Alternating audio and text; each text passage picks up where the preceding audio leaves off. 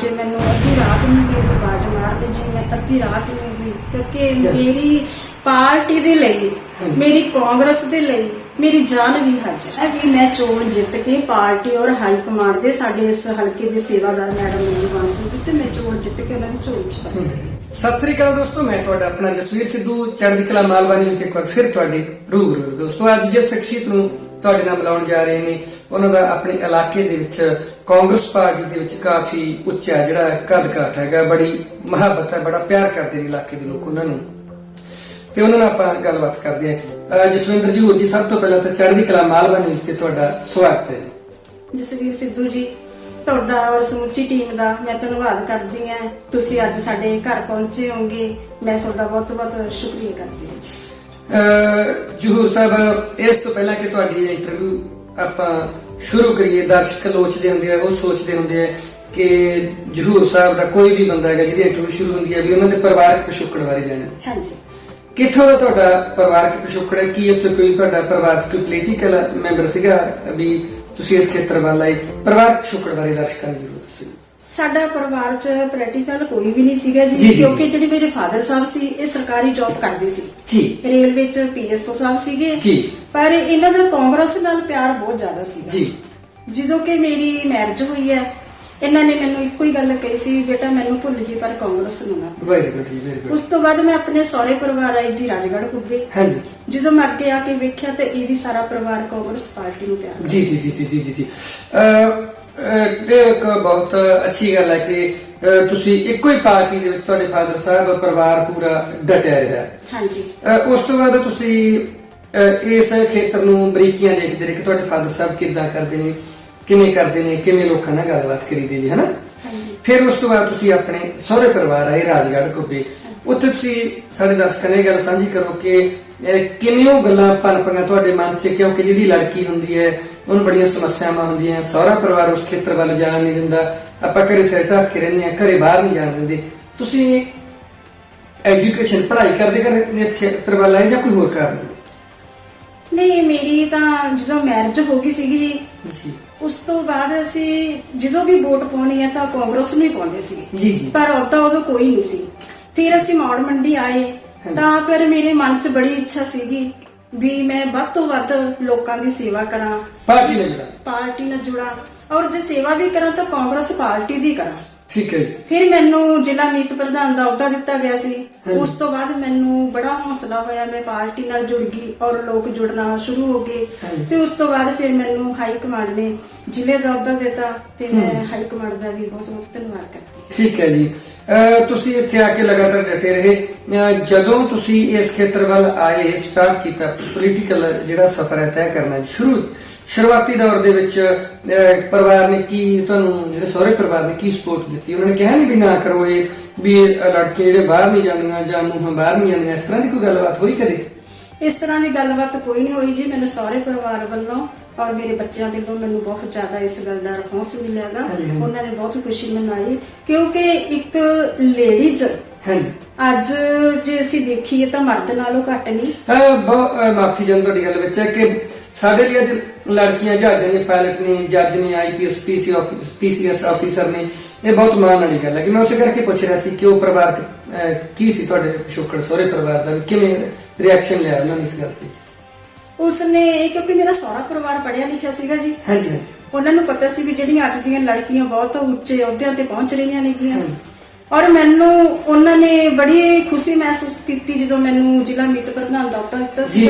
ਪਰਿਵਾਰ ਦੀ ਸਹਿਮਤੀ ਦੇ ਨਾਲ ਅਹੁਦਾ ਲਿੱਤਾ ਸੀ। ਹੁਣ ਵੀ ਮੇਰਾ ਪਰਿਵਾਰ ਸਾਰਾ ਮੇਰੇ ਨਾਲ ਹੈਗਾ। ਸਾਡੀ ਫੈਮਿਲੀ ਇੱਕ ਬਹੁਤ ਵੱਡੀ ਹੈ ਕਿਉਂਕਿ ਜਿਹੜੇ ਮੇਰੇ ਹਸਬੰਡ ਹੈ ਇਹ 7 ਭਰਾ ਨੇਗੇ ਔਰ ਸਾਡਾ ਜਿਹੜਾ ਬਹੁਤ ਵੱਡਾ ਪਰਿਵਾਰ ਹੈ ਸਾਰਾ ਸਾਡੇ ਨਾਲ ਜੁੜਿਆ ਹੋਇਆ। ਸਾਰਿਆਂ ਦੀ ਸਹਿਮਤੀ ਦੇ ਨਾਲ ਮੈਂ ਇਹ ਪੋਲੀਟੀਕਲ ਵਿੱਚ ਆਈ। ਤੁਹਾਡੇ ਜਹਰ ਸਾਹਿਬ ਹਸਬੰਡ ਦੀ ਵੀ, ਤੁਹਾਡੇ ਘਰ ਵਾਲਾ ਸੀ ਜਿਹੜਾ, ਉਹਨਾਂ ਦੀ ਵੀ ਇਸ ਗੱਲ ਦੇ ਵਿੱਚ ਸੀਗੀ? ਹਾਂ ਵੀ ਠੀਕ ਹੈ, ਬਿਲਕੁਲ। ਹਾਂਜੀ, ਬਹੁਤ ਖੁਸ਼ ਸੀਗੇ ਉਹ ਕਹਿੰਦੇ ਵੀ ਜਿੰਨੀ ਵੀ ਸੇਵਾ ਕੀਤੀ ਜਾਂਦੀ ਹੈ ਔਰ ਕਾਂਗਰਸ ਪਾਰਟੀ ਦੀ ਕਰੋ। ਕਾਂਗਰਸ ਪਾਰਟੀ ਦੇ ਵਿੱਚ ਜਨਮ ਹੋਇਆ, ਕਾਂਗਰਸ ਪਾਰਟੀ ਦੇ ਵਿੱਚ ਮਰਨ ਹੋਏਗਾ। ਜਿੰਨੀ ਵੀ ਸੇਵਾ ਕੀਤੀ ਵੱਧ ਤੋਂ ਵੱਧ ਕਰੋ। ਸਾਰਾ ਪਰਿਵਾਰ ਨਾਲ ਜੁੜਿਆ ਹੋਇਆ ਜੀ। ਤੁਸੀਂ ਇੱਕ ਪਾਰਟੀ ਦੇ ਵਿੱਚ ਸ਼ੁਰੂ ਤੋਂ ਰਹੇ ਹੋ, ਇਹ ਇੱਕ ਬਹੁਤ ਵੱਡੀ ਗੱਲ ਹੈ ਕਿਉਂਕਿ ਅੱਜ ਜਿਹੜੇ ਲੀਡਰਸ਼ਿਪ ਦੇ ਜਿਵੇਂ ਐਮਐਲਏ ਜਾਂ ਐਮਪੀ ਉਹਨਾਂ ਨੇ ਹਜ਼ੂਰ ਜੀ ਆਪਣਾ ਅਕਸਰ ਜਿਹੜਾ ਬਹੁਤ ਖਰਾਬ ਕੀਤਾ ਹੋਵੇਗਾ। ਕਾਂਗਰਸ ਪਾਰਟੀ 'ਚ ਜਦੋਂ ਬੇਸ ਬਣਿਆ ਤਾਂ ਖੜਾ ਉਹ ਅਕਾਲੀ ਦਲ 'ਚ ਚਲੇ ਗਏ, ਅਕਾਲੀ ਦਲ 'ਚ ਬੇਸ ਬਣਿਆ ਕੋਈ ਨਿੱਕੀ ਮੋਟੀ ਗੱਲ ਹੋ ਗਈ ਫਿਰ ਉਹ ਆਮ ਆਦਮੀ ਪਾਰਟੀ ਦੇ ਵਿੱਚ ਚਲੇ ਗਏ, ਹਨਾ। ਪਰੰਤੂ ਤੁਹਾਡਾ ਜਿਹੜਾ ਬਹੁਤ ਅੱਛਾ ਬੇਸ ਹੈ, ਪਰਿਵਾਰਕ ਪਿਛੋਕੜ ਹੈ ਕਿ ਤੁਸੀਂ ਕਾਂਗਰਸ ਦੇ ਨਾਲ ਹੀ ਡਟੇ ਹੋਏ ਹੋ ਔਰ ਉਸ ਗੱਲ ਦਾ ਤੁਹਾਨੂੰ ਬਹੁਤ ਵੱਡਾ ਜਿਹੜਾ ਬੈਨੀਫਿਟ ਵੀ ਮਿਲੇਗਾ ਔਰ ਤੁਹਾਨੂੰ ਮਾਣ ਵੀ ਹੈਗਾ ਕਿ ਪਾਰਟੀ ਨਾਲ ਤੁਸੀਂ ਲਗਾਤਾਰ ਜੁੜੇ ਰਹੇ ਹੋ। ਪਾਰਟੀ ਨੇ ਕਿਤੇ ਕੋਈ ਇਹੋ ਜਿਹੀ ਗੱਲ ਤਾਂ ਨਹੀਂ ਹੋਈ ਤੁਹਾਨੂੰ ਲੱਗਿਆ ਹੋਵੇ ਕਿ ਪਾਰਟੀ ਚੋਂ ਆਪਾਂ ਪਾਸੇ ਹੋ ਜੀ? ਨਾ ਜੀ, ਬਿਲਕੁਲ ਨਹੀਂ। ਪਾਰਟੀ ਵੱਲੋਂ ਬਹੁਤ ਮਾਣ ਸਤਿਕਾਰ ਮਿਲਦਾ ਗਾ। ਹਾਂਜੀ। ਬਹੁਤ ਹੀ ਜ਼ਿਆਦਾ ਪਿੰਡਾਂ ਦੇ ਵਿੱਚ ਜਾਂਦੇ ਆ, ਲੇਡੀਜ਼ ਦੀਆਂ ਕਮੇਟੀਆਂ ਬਣਾਉਣੇ ਆ, ਕਿ ਮੈਂਬਰੀ ਕਮੇਟੀ ਬਣਾਉਣੇ ਆ, ਪਿੰਡਾਂ ਦੇ ਵਿੱਚ ਬੜਾ ਮਾਣ ਸਤਿਕਾਰ ਮਿਲ ਰਿਹਾ ਹੈ। ਠੀਕ ਹੈ ਜੀ। ਤੁਸੀਂ ਹਲਕੇ ਤੋਂ ਬਾਹਰ ਕੰਮ ਕਰਦੇ ਹੋ ਕਿ ਪੂਰੇ ਪ੍ਰੋਪਰ ਹਲਕੇ ਦੇ ਵਿੱਚ ਹੀ ਲਗਾਤਾਰ ਡਟੇ ਹੋਏ ਹੋ? ਪੂਰੇ ਜ਼ਿਲ੍ਹੇ ਦੇ ਵਿੱਚ ਕੰਮ ਕਰਦੇ ਆ। ਪੂਰੇ ਜ਼ਿਲ੍ਹੇ ਦੇ ਵਿੱਚ ਤੁਸੀਂ ਕੰਮ ਕਰ ਰਹੇ ਹੋ? ਜਿੱਥੇ ਕਿਤੇ ਕਿਸ ਤਰ੍ਹਾਂ ਦਾ ਜ਼ਰੂਰ ਸਾਹਿਬ ਤੁਹਾਡਾ ਪੱਧਰ ਹੈ ਕੰਮ ਕਰਨ ਦਾ? ਜਿਵੇਂ ਆਪਾਂ ਨਿੱਕੇ ਨਿੱਕੇ ਕੰਮ ਜੇ ਕਰਵਾਈ ਜਾਂਦੇ ਹਾਂ ਫਿਰ ਵੀ ਲੋਕ ਜੁੜਦੇ ਨਾਲ, ਕਈ ਵੱਡੇ ਕੰਮ ਵੀ ਕਰਵਾਉਂਦੇ, ਤੁਸੀਂ ਲੇਡੀਜ਼ ਦੇ ਕੰਮ ਜ਼ਿਆਦਾ ਕਰਵਾਉਂਦੇ ਹੋ ਜਾਂ ਜੈਂਟਸ ਦੇ? ਕਿਸ ਤਰ੍ਹਾਂ ਦਾ ਹੈਗਾ? ਜ਼ਿਆਦਾ ਦੇਖੋ ਜੀ, ਅਸੀਂ ਲੇਡੀਜ਼ ਦੇ ਕੰਮ ਵੀ ਕਰਾ ਰਹੇ ਆ ਔਰ ਜੈਂਟਸ ਵੀ ਜੇ ਕਹਿੰਦੇ ਵੀ ਸਾਡੇ ਵੀਰ ਨੇ, ਚਲੋ ਬਹੁਤ ਸਤਿਕਾਰਯੋਗ ਆ, ਉਹਨਾਂ ਦਾ ਕੰਮ ਵੀ ਕਰਾ ਰਹੇ ਆ। ਕਿਉਂਕਿ ਜਿਵੇਂ ਕਿ ਮੇਰੇ ਕੋਲੇ ਜ਼ਿਲ੍ਹੇ ਦੇ ਵਿੱਚ 6-7 ਹਲਕੇ ਆ, ਮੈਂ ਜਿੱਥੇ ਵੀ ਸਾਡੇ ਕੋਈ ਸੀਨੀਅਰ ਲੀਡਰਸ਼ਿਪ ਹੈ, ਜਿਵੇਂ ਕੋਈ ਹਲਕੇ ਦਾ ਆਪਣੇ ਇੰਚਾਰਜ ਲਾਏ ਹੋਏ, ਸੇਵਾਦਾਰ ਲਾਏ ਹੋਏ ਆ, ਮੈਂ ਸਾਰਿਆਂ ਦੇ ਨਾਲ ਹੀ ਜੁੜ ਕੇ ਕੰਮ ਕਰਦੀ ਹਾਂ। ਸਾਰੀ ਪਾਰਟੀ ਦੇ ਨਾਲ ਜਿੰਨੇ ਵੀ ਉੱਪਰ ਜਿਹੜੇ ਤੁਹਾਡੇ ਸੀਨੀਅਰ ਬੈਠੇ ਨੇ ਉਹਨਾਂ ਦਾ ਜਿਵੇਂ ਆਦੇਸ਼ ਆਉਂਦਾ ਹੈਗਾ ਤੁਸੀਂ ਉਸ ਤਰੀਕੇ ਨਾਲ ਕੰਮ ਕਰਦੇ? ਜਿਵੇਂ ਉਹਨਾਂ ਦੇ ਆਦੇਸ਼ ਆਉਂਦੇ ਹੈਗੇ ਵੀ ਪ੍ਰਧਾਨ ਜੀ ਇੱਧਰ ਆਪਾਂ ਬਲਾਕ ਦਾ ਅਹੁਦਾ ਦੇਣਾ, ਜਿਵੇਂ ਸਾਡੇ ਬਹੁਤ ਹੀ ਸਤਿਕਾਰਯੋਗ ਖੁਸ਼ਵਾਸ ਸਿੰਘ ਚਟਾਣਾ ਜੀ ਹੈ, ਵਿਦਿਆਰਥੀ ਦੇ ਹੈਗੇ, ਹਾਂਜੀ, ਸਾਡੇ ਪੁੱਛੋ ਦੇ ਸੀਨੀਅਰ ਲੀਡਰਸ਼ਿਪ ਹੈ, ਜਿਵੇਂ ਸਾਡੇ ਇੱਥੋਂ ਹਲਕੇ ਦੇ ਸੇਵਾਦਾਰ ਮੈਡਮ ਮੰਜੂ ਬਾਂਸਲ ਜੀ ਹੈ। ਜਿਵੇਂ ਪਾਰਟੀ ਦਾ ਹੁਕਮ ਹੈ ਉਹਨਾਂ ਨੂੰ ਹੁਕਮਾਂ ਦੀ ਅਸਤਾ ਪਾਲਣਾ ਕਰਨਾ, ਹਾਈ ਕਮਾਂਡ ਦੇ ਹੁਕਮਾਂ ਦੀ ਪਾਲਣਾ, ਔਰ ਮੇਰੀ ਪਾਰਟੀ ਦੀ ਸਾਰੀ ਬਠਿੰਡੇ ਜ਼ਿਲ੍ਹੇ ਦੀ ਜਿੰਨੇ ਵੀ ਮੇਰੀ ਸੀਨੀਅਰ ਲੀਡਰਸ਼ਿਪ ਹੈ ਮੈਂ ਉਹਨਾਂ ਦੇ ਹੁਕਮਾਂ ਦੀ ਪਾਲਣਾ ਕਰਨੀ। ਬਹੁਤ ਅੱਛੀ ਗੱਲ ਹੈ ਜੀ। ਅੱਜ ਕੱਲ ਤਾਂ ਵੀ ਪਾਰਟੀਆਂ ਦੇ ਆਦੇਸ਼ ਵੀ ਜਿਹੜੇ ਮੰਨਦੇ ਨੇ ਤੇ ਫਿਰ ਬੰਦੇ ਉਹ ਪਾਰਟੀਆਂ ਚੋਂ ਬਾਹਰ ਹੋ ਜਾਂਦੇ ਨੇਗੇ। ਜਦੋਂ ਮੌੜ ਹਲਕੇ ਤੁਸੀਂ ਸ਼ੁਰੂਆਤੀ ਦੌਰ 'ਚ ਕੰਮ ਸਟਾਰਟ ਕੀਤਾ, ਤੁਸੀਂ ਜਾ ਕੇ ਸਟੇਜਾਂ ਵੀ ਅਟੈਂਡ ਕੀਤੀਆਂ ਹੋਣੀਆਂ, ਤੁਸੀਂ ਬੋਲੇ ਵੀ ਹੋਣਗੇ, ਉਦੋਂ ਤੁਹਾਨੂੰ ਕੀ ਸਮੱਸਿਆਵਾਂ ਆਈਆਂ? ਕਿੰਨੇ ਕੁ ਲੋਕ ਸ਼ੁਰੂ ਦੇ ਵਿੱਚ ਤੁਹਾਡੇ ਨਾਲ ਕਿੰਨੇ ਕੁ ਲੋਕ ਜੁੜੇ? ਉਹ ਕੀ ਮਹਿਸੂਸ ਕਰਦੇ ਸੀ ਲੋਕ ਵੀ ਇਹ ਨਵੀਂ ਕੁੜੀ ਆਈ ਹੈ ਯਾਰ, ਵੀ ਇਹਨੂੰ ਕੀ ਪੋਲੀਟੀਕਲ ਰਾਜਨੀਤਿਕ ਪੱਖਾਂ ਦਾ ਪਤਾ ਹੋਊਗਾ ਜਾਂ ਇਹ ਕੀ ਆਪਣੇ ਕੰਮ ਕਰਾ ਦੂ, ਜਾਂ ਉਹਨਾਂ ਨੂੰ ਕਿੰਨਾ ਕੁ ਵਿਸ਼ਵਾਸ ਸੀ? ਕਿਸ ਤਰ੍ਹਾਂ ਦੀਆਂ ਗੱਲਾਂ ਬਾਤਾਂ ਚੱਲੀਆਂ ਤੁਹਾਡੇ ਬਾਰੇ? ਜਾਂ ਕਈ ਵਿਰੋਧ ਵੀ ਕਰਦੇ ਆ ਪਾਰਟੀ ਦੇ ਵਿੱਚ ਬੰਦੇ ਬੈਠੇ ਵੀ ਜਿਹੜੇ ਕੁੜੀ ਆ ਕੇ ਅੱਗੇ ਜਾ ਰਹੀ ਹੈ, ਇਹਨਾਂ ਦੇ ਨਾਲ ਭਾਰੀ ਇਕੱਠ ਹੋ ਰਿਹਾ ਹੈ ਨਾ, ਵੀ ਆਪਾਂ ਇਹਨੂੰ ਰੋਕੀਏ, ਭਟਕਾਈਏ ਇਸ ਰਸਤੇ ਤੋਂ? ਇਸ ਤਰ੍ਹਾਂ ਦੀ ਕੁਝ ਗੱਲਾਂ? ਨਹੀਂ, ਮੈਨੂੰ ਭਟਕਾਇਆ ਕਿਸੇ ਨੇ ਜੀ, ਬਿਲਕੁਲ ਕਿਸੇ ਨੇ ਨਹੀਂ ਭਟਕਾਇਆ। ਜਦੋਂ ਮੈਂ ਪਹਿਲਾਂ ਸਟੇਜਾਂ ਤੇ ਚੜ੍ਹੀ ਆ, ਮੈਨੂੰ ਨਹੀਂ ਬੋਲਣਾ ਆਉਂਦਾ ਸੀ। ਮੈਂ ਇੱਕ ਇਹ ਕਹਿੰਦੀ ਸੀ, ਵਾਹਿਗੁਰੂ ਜੀ ਕਾ ਖਾਲਸਾ ਵਾਹਿਗੁਰੂ ਜੀ ਕੀ ਫਤਿਹ ਜੀ, ਵੋਟ ਪਾ ਦਿਓ।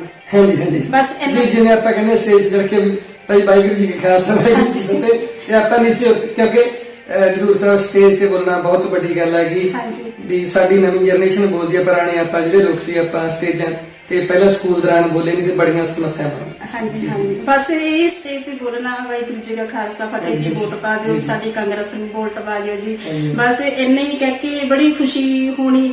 ਕਿਉਂਕਿ ਮੈਂ ਸਟੇਜ ਤੇ ਨਹੀਂ ਬੋਲਦੀ ਸੀ, ਜਿਹੜੇ ਕੋਈ ਮੇਰੇ ਸੀਨੀਅਰ ਲੀਡਰਸ਼ਿਪ ਸੀ ਮੈਨੂੰ ਉਹਨਾਂ ਨੇ ਸਟੇਜ ਤੇ ਬੋਲਣ ਲਾਇਆ ਵੀ ਨਹੀਂ ਭੈਣ ਜੀ ਤੁਸੀਂ ਅੱਜ ਇੱਕ ਲਾਈਨ ਬੋਲੋ, ਕੱਲ ਨੂੰ 2 ਲਾਈਨਾਂ ਬੋਲੋ। ਮੈਂ ਆਪਣੀ ਉਹ ਸੀਨੀਅਰ ਲੀਡਰਸ਼ਿਪ ਦਾ ਮੈਂ ਬਹੁਤ ਧੰਨਵਾਦ ਕਰਦੀ ਹਾਂ। ਮੇਰੇ ਕੋਲ ਇਹੋ ਜਿਹਾ ਕੋਈ ਵੀ ਸ਼ਬਦ ਨਹੀਂ ਜਿੰਨਾ ਮੈਂ ਉਹਨਾਂ ਦੇ ਸ਼ਬਦਾਂ ਨੂੰ ਉਹਨਾਂ ਨੂੰ ਤੋੜਦਾ। ਹਾਂਜੀ, ਬਹੁਤ ਅੱਛੀ ਗੱਲ ਹੈ। ਕੋਈ ਵੀ ਇੱਕ ਦਿਨ ਚ ਕੋਈ ਵੀ ਮਨੁੱਖ ਨਾ ਬੁਲਾਰਾ ਨਾ ਸਾਹਿਤਕਾਰ ਨਾ ਲੀਡਰ ਬਣਦਾ, ਹੌਲੀ ਹੌਲੀ ਉਸ ਖੇਤਰ ਦੇ ਵਿੱਚ ਮਨੁੱਖ ਆਪਣੀ ਪਕੜ ਹੈ ਜਿਹੜੀ ਮਜ਼ਬੂਤ ਬਣਾਉਂਦਾ ਹੈਗਾ।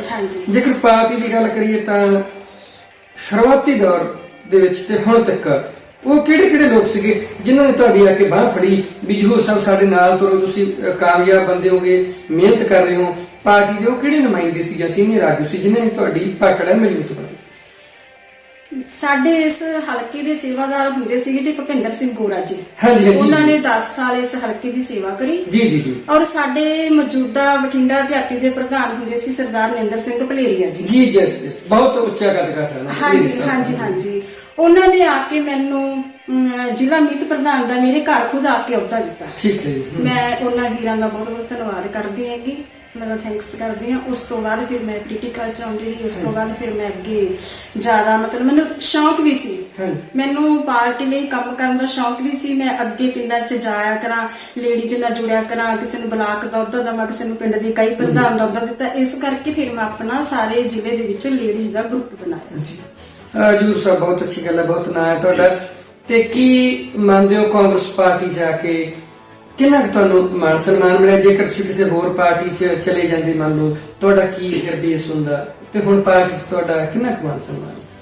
ਮੈਂ ਸਭ ਤੋਂ ਪਹਿਲੇ ਤਾਂ ਸਾਡੇ ਪੰਜਾਬ ਦੇ ਸੀਐਮ ਸਾਹਿਬ ਕੈਪਟਨ ਮਨਿੰਦਰ ਸਿੰਘ ਜੀ ਦਾ ਧੰਨਵਾਦ ਕਰਦੇ ਹਾਂ ਜੀ, ਕਿਉਂਕਿ ਬਹੁਤ ਉੱਚੀ ਤੇ ਵੱਡੀ ਸੋਚ ਦੇ ਮਾਲਕ ਨੇਗੇ, ਜਿਨ੍ਹਾਂ ਨੇ ਸਾਨੂੰ ਮਹਿਲਾਵਾਂ ਨੂੰ 50% ਕੋਟੇ ਦੇ ਵਿੱਚ ਪਾ ਕੇ ਸਾਡਾ ਮਾਣ ਸਨਮਾਨ ਕੀਤਾਗਾ।